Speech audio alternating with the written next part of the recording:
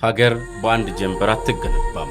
ስሟ በዓለም አደባባይ ጎልቶ እንዲሰማ ሉዓላዊነቷም ጸንቶ እንዲቆም በየዘመናቱ ደም ፈሷል፣ አጥንት ተከስክሷል፣ ውድ ሕይወትም ተገብሯል።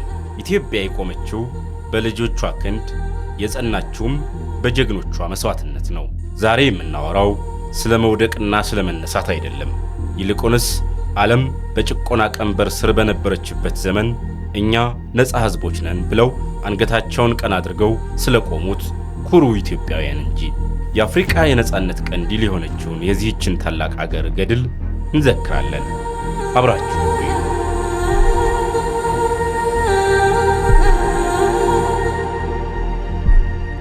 የጥቁር ሕዝብ ኩራት፣ የነፃነት ፋና፣ የአፍሪካ ቀንድ ኩሩ ማህተም አድዋ። ዓለም አይቻልም ባለበት ዘመን እምቢ ለሀገሬ ተብሎ የታሪክ ሰሌዳ በአዲስ ደም የተጻፈበት ምድረ ጀግና። ዛሬ አንገታችንን ቀና አድርገን በኩራት ምድርን ረግጠን የምንጓዘው በትናንት አባቶቻችን የአጥንት ክምርና የደም መስዋዕትነት ላይ ቆመን ነው። በ19ኛው መቶ ክፍለ ዘመን ማብቂያ ዓለም በነጮች የበላይነት የታወረችበት፣ አውሮፓውያን ከኛ ውጭ ፈላጭ ቆራጭ የለም ብለው የታዩበት ወቅት ነበረ። በ1884 በጀርመኗ በርሊን ተሰብስበው አፍሪካን እንደ ቅርጫ ስጋ ሊቀራመቷት ተማከሩ። ጥያቄው እንዴት ሰብአዊነት ይጣሳል ሳይሆን እንዴት እንካፈላት የሚል ብቻ ነበረ። በቆዳ ቀለም ላይ የተመሰረተ ግፍና ንቀት የዓለም ሕግ ሆኖ ተቀረጸ። ጣሊያንም የነበረችባትን የክብር ጥም ለመቁረጥ በኤርትራና በሶማሊያ በረሃዎች ሳትረካ ዓይኗን በምድረ ቀደምቷ ኢትዮጵያ ላይ ጣለች።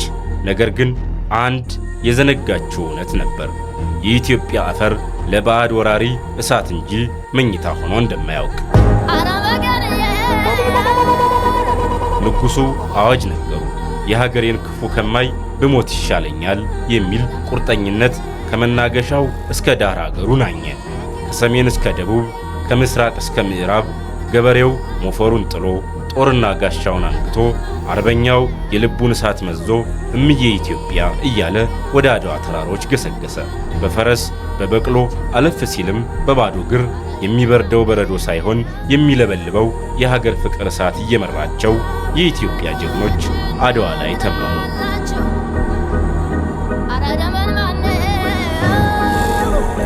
ወረዱ አድዋ ላይ ጀግኖች ከየቤቱ የልባቸው እሳት ተመዞ ካፎቱ። በዛ እንደ ብልጭታ መድፍና ጥይቱ ዳናው በረከተ ፎከረ ካንጀቱ የሚለው ስንኝ በአካል ተገለጠ። የካቲት 23 ቀን 1888 ዓ.ም ታሪክ ቆመ፣ ዓለም ተነፈሰች። በአፄ ምኒልክ ጥበብ፣ በእቴጌ ጣይቱ ብልሃትና በጀግኖች መሪዎች አጋፋሪነት ዘመናዊ መሳሪያ የታጠቀው የጣሊያን ጦር በጥቁር ክንድ ተንበረከከ። ነጭ በጥቁር አይረታም የሚለው የክፍለ ዘመኑ ትልቅ ውሸት አድዋ ተራራ ስር ተቀበረ። ይህ ድል የኢትዮጵያ ብቻ አልነበረም። በባርነት ቀንበር ለነበሩ አፍሪካውያን፣ በጭቆና ስር ለታቀፉ ጥቁር አሜሪካውያንና የካረቢያን ወገኖቻችን የነጻነት ወጋገን ሆነ። አፍሪካውያን የኢትዮጵያን ሰንደቅ ዓላማ ቀለማት የነጻነታቸው መለያ ያደረጉት በምክንያት ነበር። ኢትዮጵያ የጥቁር ሕዝብ ሁሉ የነጻነት ተስፋ ስለነበረች።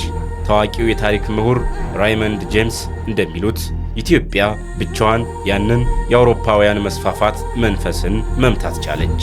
ያስመዘገበችው ድል ዓይኑን ጨፍኖ ወደ ጥፋት እየሄደ የነበረውን ዓለም ስለ ፍትሐዊነትና እኩልነት እንዲያስብ አደረገው። አሜሪካ የሚታተመው አትላንታ ኮንስቲትዩሽን ጋዜጣ እንኳ ድሉን ባለማመን ጥቁሩ ንጉሥ አሸነፈ ብሎ ሲዘግብ ኢትዮጵያውያን ጥቁር አይደሉም እስከ ማለት ደርሶ ነበረ። አድዋ ዓለምን የገረመ የታሪክን ፍሰት የገለበጠ ተአምር ሆነ። ዛሬ 130 ዓመታት አለፉ። እኛ የእነዚያ ጀግኖች አባቶችና እናቶች ልጆች ነን። ትላንት እነርሱ ልዩነታቸውን ወደ ጎን ትተው ለሀገር ሉዓላዊነት ተሰለፉ። ዛሬ ደግሞ ተረኛው ትውልድ እኛ ነን። የዘመናችንን ፋሽስት ድህነትንና ጽንፈኛ ብሔርተኝነትን እንቢ ማለት ይጠበቅብናል። እንደ አባቶቻችን በአንድነት ቆመን ሀገራችንን ወደ ከፍታ ማማ መውሰድ የቃል ኪዳን ዕዳችን ነው። ታሪክን ሰርተው ላቆዩን አባቶቻችን ምስጋና ይሁን። እንኳን ለ130ኛው የአድዋ ድል በዓል በሰላም አደረሳችሁ።